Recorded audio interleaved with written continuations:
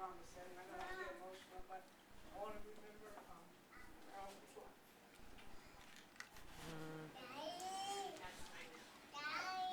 She did. She really had a wonderful life. A life of really helping people every day. I don't know if you guys know how much you all meant to her, but she just gave her. I mean, she had a wonderful family and that she loved and adored, and I think she liked us okay. You were her true love. The students were good. Yeah, we not only can't replace her because she's irreplaceable, but we can't replace her because they won't let us replace her. But she was irreplaceable. Well, I guess I want to say about that, that we're thinking, here's someone who's irreplaceable, but every single person has also talked about, to me,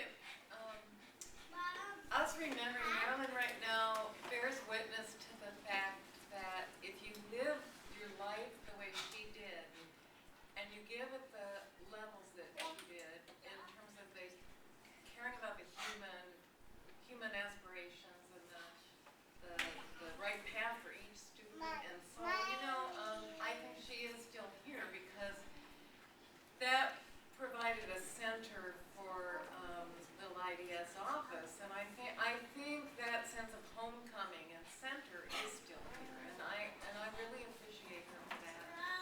And I just want to confess also that sometimes I abused it because sometimes I would talk to somebody, the person that checked out my groceries or something, and it turned out, we'd get to know each other, and she'd say, well, I want to go back to school. Oh, I live near Dominguez Hills. And I always feel like Marilyn should be that face of Dominguez Hills they were always looking for. So even though I didn't know that this person might become an IDS student, sometimes it was my AAA agent on the phone for my car insurance. No, they wanted to go back to school too, and I would say, well, and they live near Dominguez. And I'd say, you should go see Marilyn Brady. Because I knew that even if we didn't get her for IDS, that would be the point of entry into our campus. And what you've all said does bear out that first person you meet or see changes your life. I mean, if it's someone that discourages you, maybe you just go away and give up that dream. But if it's somebody like Marilyn, you take the risk, and you know it's worth taking because there's people like her that are going to care about it. So, I think she's still here in that sense.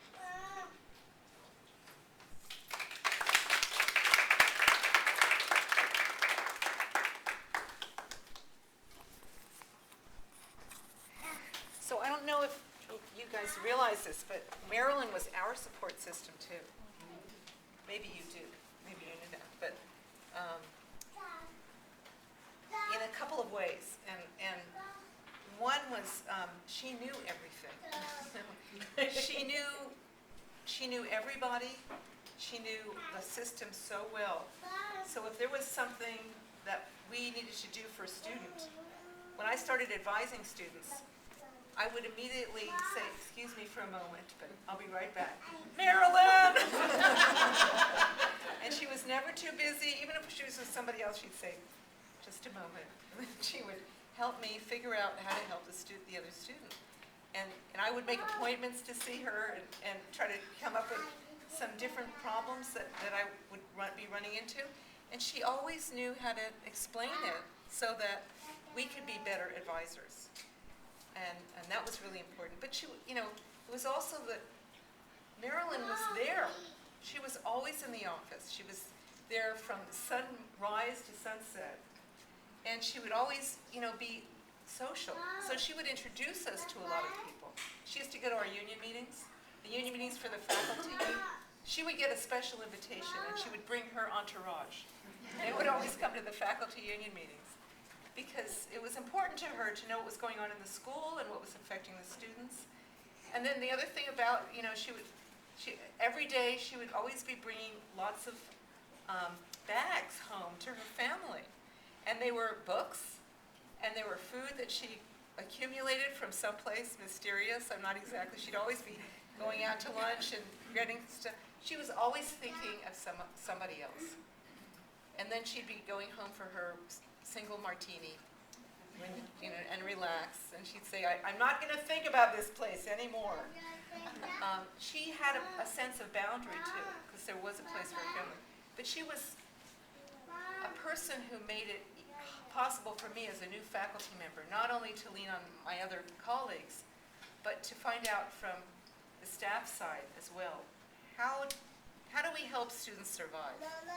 And it was really important for me. And I'll say one last thing. Then I found out that she was born like a year before me, and so we had a lot of stories to swap about our teenage years.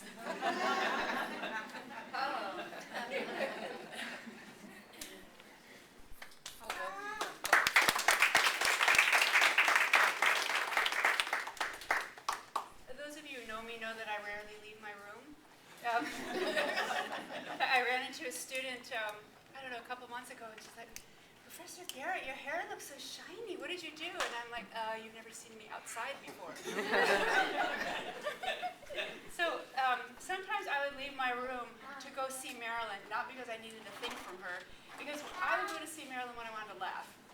And we would just talk and laugh. And that's the memory that I carry with her. I will confess we had a few of our favorite reality TV shows, and so that would often be what we'd be laughing about, is what was going on in these TV shows. But to me, she was just so fun and so funny, and I'll miss having her make me laugh. That's really what I'm going to miss.